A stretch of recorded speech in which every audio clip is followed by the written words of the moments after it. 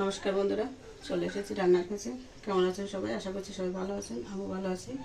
তো বন্ধুরা, আজকে যাতে আমাদের নিরামিষ দিনে বৃহস্পতিবার রান্না করব সয়াবিন। এই যে সয়াবিন গরম জলে দিয়ে ভালো করে পরিষ্কার করে দিয়ে জল নিংড়ে নিয়েছি। এর জন্য নিয়েছি আলু ছোটো করে কেটে নিয়েছি। তার জন্য নিয়েছি এই যে আদার জিরা বেটে নিয়েছি এখানে, আর নিয়েছি একটা টমেটো বেটে। এটা দিয়ে এখন রান্না করব। আজকে শুধু সাদা মাটাই করব। আর একটা কাঁচকলা ভর্তা দিয়েছি, এটাতে কিন্তু হয়ে যাবে আজকে আমাদের।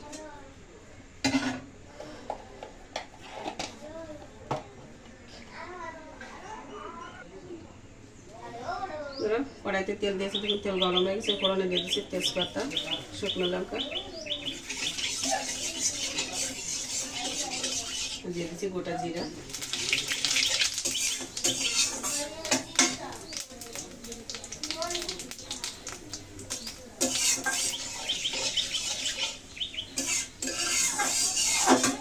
ফোড়ন ভালো করে ভেজে নিলাম। এখন দিয়ে দিচ্ছি কেটে রাখা আলুগুলো।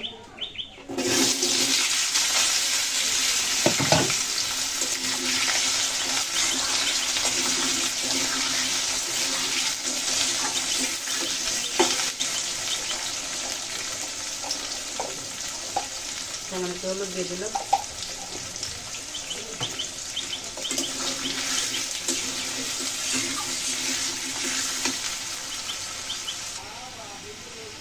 আলু কিন্তু খুব সুন্দর করে অনেকক্ষণ ধরে ভেজে নিয়েছি, লালচে মতো কালার এসে গেছে। এখন দিয়ে দিয়েছি সয়াবিন।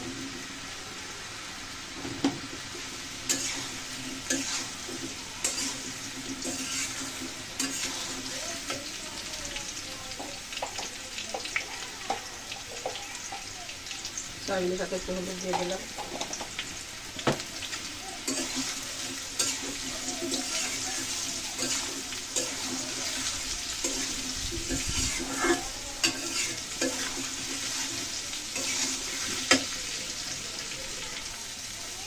আলু সয়াবিন খুব সুন্দর করে ভেজে নিয়েছি।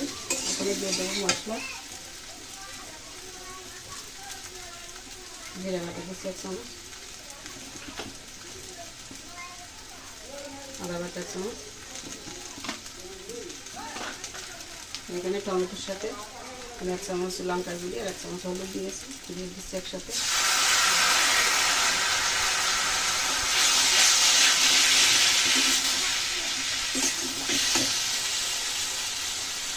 বাটিটা দিয়ে একটু জল দিয়ে দেবো।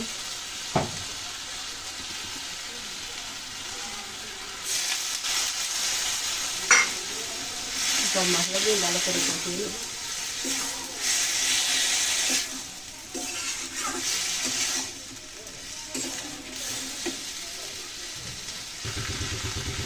মশলা দিয়ে সয়াবিন আলুকে ভালো করে কষিয়ে নিয়েছি। মশলা থেকে একটু তেল ছাড়া শুরু করে জল দিয়ে দিচ্ছি।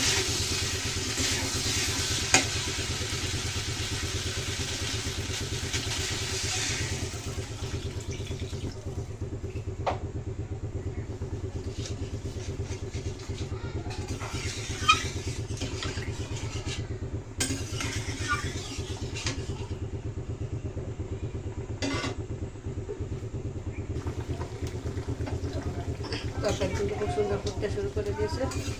যখন ঢাকা দিয়ে রান্না করবো।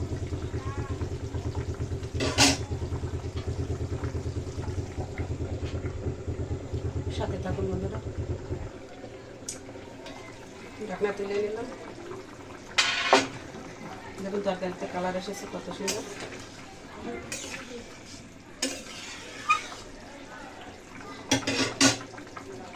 আবার ডেকে দিচ্ছি। তরকারি হতে হতে যেন ভাত বেড়ে দিয়েছি গামলায়। আর এদিকে একটা কাঁচকলা দিয়েছিলাম ভর্তা, ওটা বের করে দিয়েছি। খুঁতি দিয়ে একটু কেটে কেটে দিয়েছি, ঘর ঠান্ডা হয়ে যাবে তাড়াতাড়ি। মেখে নেব।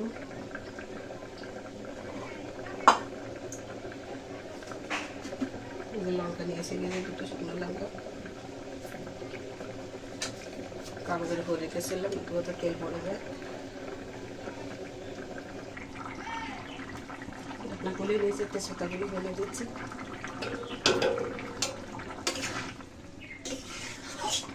কিন্তু অনেকটাই টেনে গেছে। দিয়ে দিচ্ছি পরিমাণ মতো লবণ।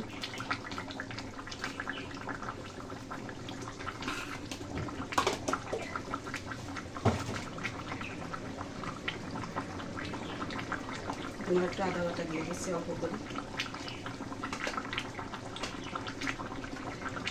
একটু জিরা বাটা দেবো, দিচ্ছি হাফ চামচ চিনি,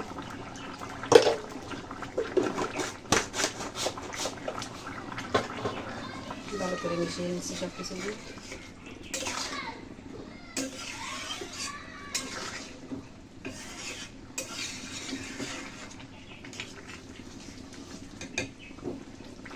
রান্নাটা হয়ে গেল, সবশেষে এখন জিরা গুঁড়ি দিয়ে দিচ্ছি হাফ চামচ,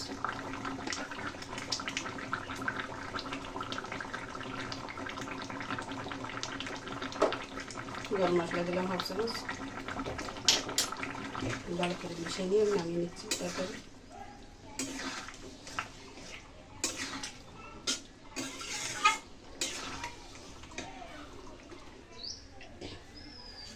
তো বন্ধুরা, যে তরকারি নামিয়ে নিয়েছি দেখুন, সয়াবিন রান্না একদম নিরামিষ করে করেছি। আপনারা চাইলে কিন্তু আমিষ করেও পেঁয়াজ রসুন দিয়েও করতে পারেন।